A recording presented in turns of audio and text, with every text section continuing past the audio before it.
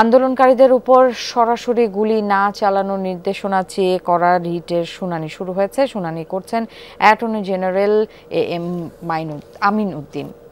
গেল বুধ ও বৃহস্পতিবার বেঞ্চের কনিষ্ঠ বিচারপতি এস.এম. মাসুদ হোসাইন দোলন অসুস্থতার কারণে ছুটিতে থাকায় বসেনি ডিভিশন বেঞ্চ। ফলে ঝুলেই ছিল আলোচিত এই রিটের শুনানি ও আদেশ।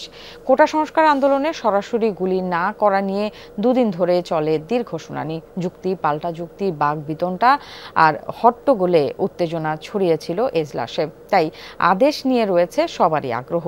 এদিকে আন্দোলনের সময় গুলিতে ১৬ শিশুর মৃত্যুর ঘটনায় বিচার বিভাগীয় তদন্ত চেয়ে রিট হয়েছে হাইকোর্টে। প্রত্যেক পরিবারকে ১ কোটি টাকা ক্ষতিপূরণ দেওয়ার কথা বলা হয়েছে ওই রিটে।